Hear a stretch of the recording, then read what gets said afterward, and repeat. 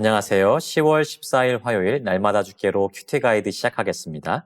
오늘 본문은 사사기 9장 30절부터 40절까지의 말씀입니다.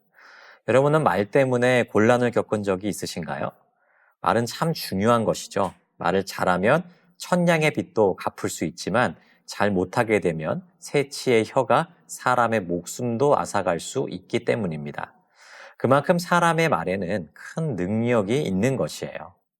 따라서 우리는 항상 신중할 수는 없겠지만은 그럼에도 함부로 말을 내뱉지 않고 경솔하게 이야기하지 않도록 주의를 기울여야 되는 것입니다.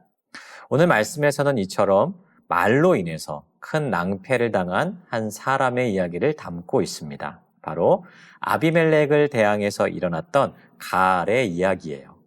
관찰 질문 1번입니다. 누가 가알의 말을 아비멜렉에게 알립니까? 이런 말씀을 한번 좀 정리해 보겠습니다. 기드온의 아들이었던 아비멜렉은 그의 형제들을 모두 죽이고 스스로 왕이 되었습니다. 그는 자신의 지위와 권력을 유지하기 위해서 폭력을 사용했고요.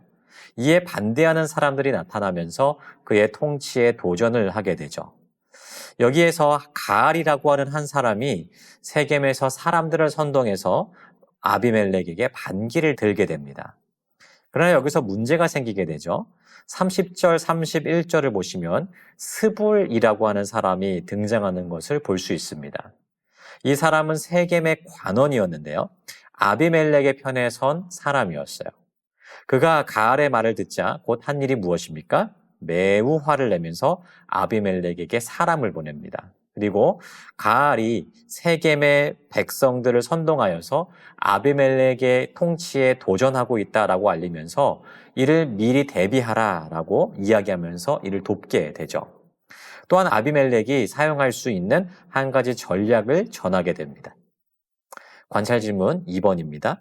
스불은 아비멜렉에게 어떤 전략을 전합니까? 그렇다면 스불이 아비멜렉에게 전하는 전략은 무엇이었습니까?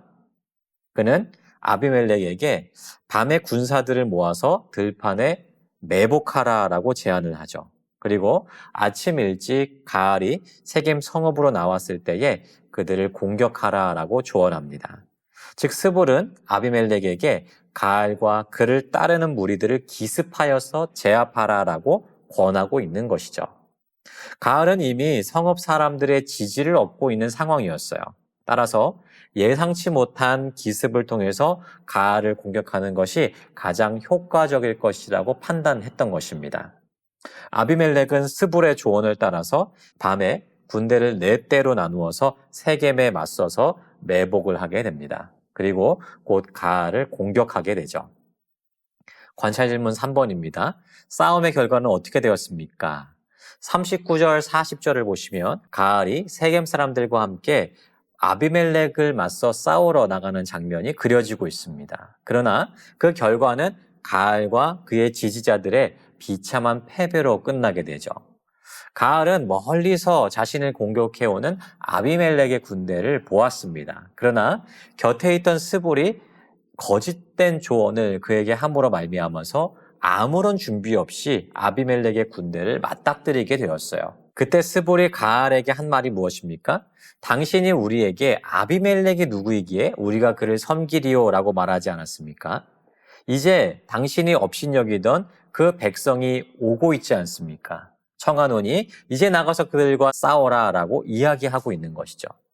즉 스불은 가알이 아비멜렉에 맞서서 일어나면서 했던 그 말을 사용하면서 그를 조롱하였고, 가알은 이미 내뱉은 말이 있었기 때문에 일어나 싸우지 않으면 안 되는 상황에 처하게 된 것이에요. 이에 싸움을 피하지 않고 나섰던 가알은요, 아비멜렉의 갑작스러운 공격에 비참하게 패배할 수밖에 없었던 것입니다. 말씀을 정리해 보겠습니다.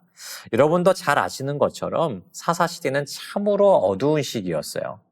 이스라엘 백성은 하나님을 떠났고 하나님은 그들을 벌하셨으며 그들을 구원하기 위해서 세워진 사사들도 점점 타락해가는 것을 보게 됩니다.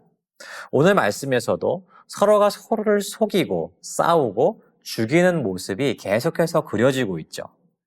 아비멜렉의 폭력적인 권력에 맞서 일어난 가알이 여러분 이렇게 비참한 패배를 당하게 된 근본적인 원인이 무엇입니까? 바로 그가 했던 말 때문이었어요. 가알이 아비멜렉을 대항하여 한 말을 생각해 보면요, 얼마든지 그렇게 말할 수 있는 내용이라고 생각될 수 있습니다. 하지만 가알은 먼저 자신의 말로 아비멜렉과 그 추종자들을 무시했고요. 이제 스불로부터 그 말을 조롱으로 되갚아 받고 있는 것이에요. 자존심이 상했던 가알은 그가 한 말대로 할 수밖에 없는, 자신의 말에 스스로를 올가매는 그러한 상황에 처해지게 된 것입니다. 우리의 언어 생활을 한번 이 말씀을 통해서 돌아봤으면 좋겠습니다. 오늘 말씀은 우리에게 말의 신중성에 대해서 다시 한번 생각해 보게 만들고 있습니다. 사람의 말은 종종 그 사람의 마음을 드러내게 되죠. 특히 감정적으로 격앙된 상황에서 했던 그 말은요, 그 파급력이 훨씬 큽니다.